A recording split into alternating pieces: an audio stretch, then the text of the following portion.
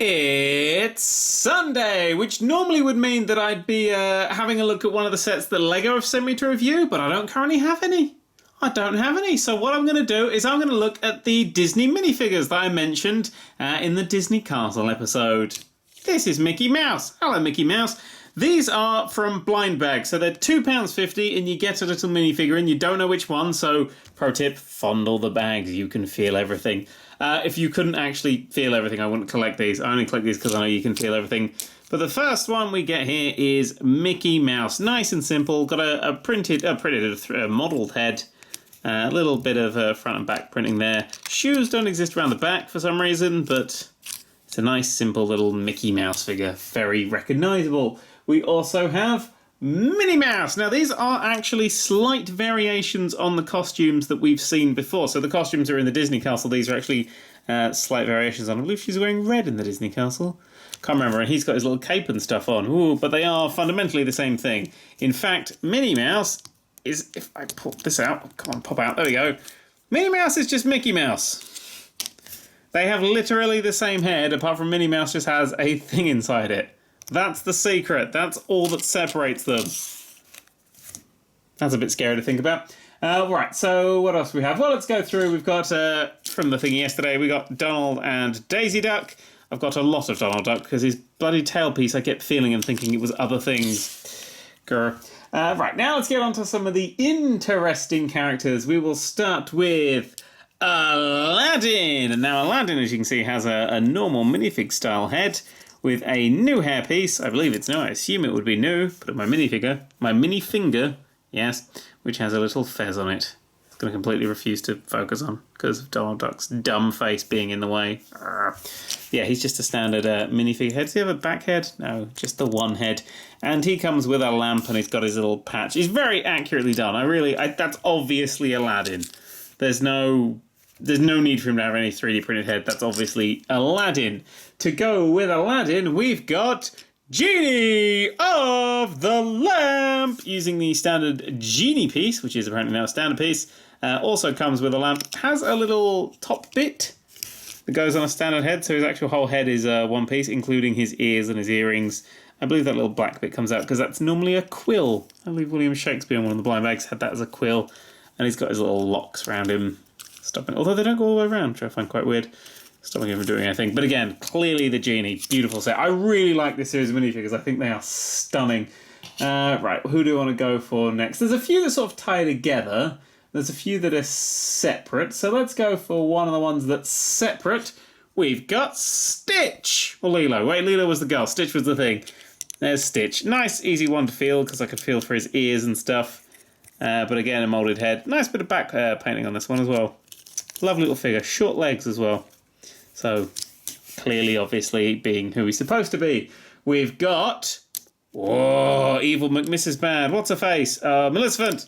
Yes, with her staff. She has a staff of twiddling and a face of depression. Again, a normal head. No 3D moulding necessary. She's got a lovely floaty cape. Whoa, and she's got a nice arse base like that. I used to put those on the wrong way around. That was a mistake I'd make a lot. Also got a nice top bit here and a lovely helmet. Loads of bits on her. She's amazing. Absolutely beautiful looking as well, if I do say so.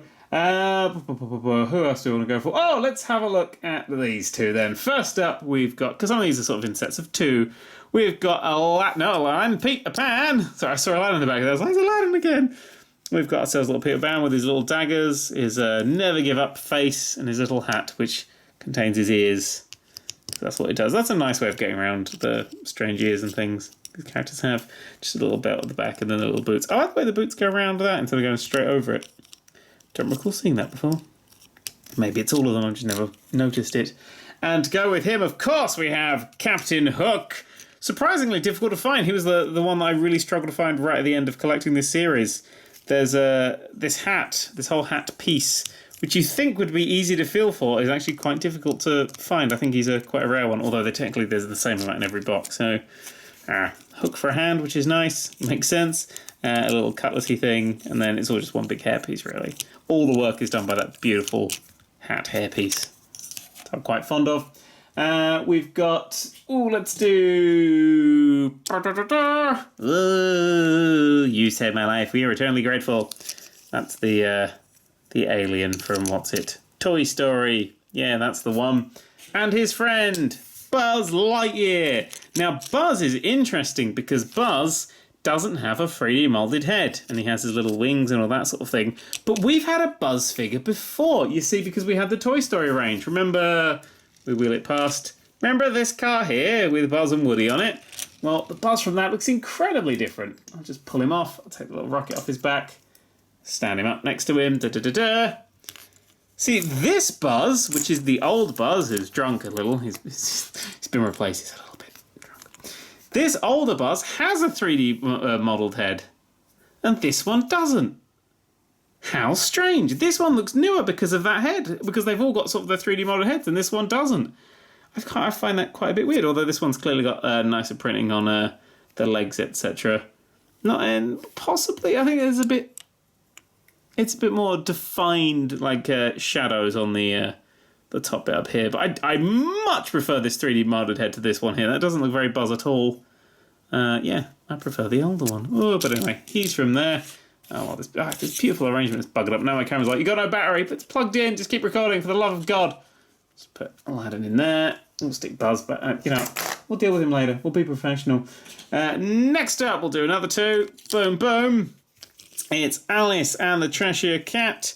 Alice comes with a little cookie in a bottle that says "Drink me," and it genuinely says "Drink me." It's teeny tiny, and it's focusing on Buzz's crotch. Focus on the not Buzz's crotch. There we go. Drink me. I might want to focus on Buzz's crotch.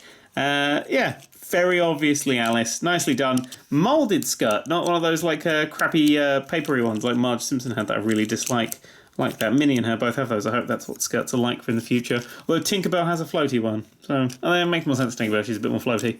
And the Cheshire Cat is the standard Cheshire Cat with his tail piece, etc. Very nice. Stick them in the back. We've got, doing these in twos now, Mr. Incredible and Syndrome. Syndrome's a weird choice out of all the Disney characters, but I think they just wanted someone to go with Mr. Incredible. Mr. Incredible actually looks a lot more like Dash. His son, he looks like a much younger Mr. Incredible because he doesn't really have the bulk or anything to him. Maybe he could have done with a moulded head, but then he wouldn't have gone with Syndrome as well. And Syndrome actually looks pretty damn good. It's a very nice Syndrome with a lovely little cape, and he has that thing for that machine that jumps out and makes you go, ah, during that bit when they're in the jungle. He's got a piece of paper that's like, yeah, doing our part. His old history magazine-y things, which I quite like. And the final two, which are very nice. Very, very nice. I'm going to show you one and then the other one. They do go together, but boom. First up, we have Ariel with her clamshell titties and a little splashy, splashy tail. Standard mermaid piece that I believe I had before with a clam with a thingy in it. Looks like Ariel. Does the job. Fell over. She's also drunk. Buzz has been giving her some of that old space wine. But the final one, and the one that I think is just stunning, really, is Ursula. Now, let's ignore all the other ones and just look at the glory that is Ursula. She's just beautifully done. For this giant, like, big, blobby octopus thing, because you can see that she sort of... Oh, hang on, let's grab her here. She just sits into that. Even her boobs are on there. She's just like that without it. And then she clips in there. So she gets that nice sort of... She gets that pudge that she's always had in the things. But she's very nice with the her hair and her little trident and her clamshell and just everything that makes her wonderful. And that's them. That's the Disney lot. And they're really rather nice. I didn't plan to do this, but here comes our seat car! Oh, there's been an accident. And the Cheshire Cat is really happy about it for some terrifying reason. Oh, that's not his face. Stop zooming!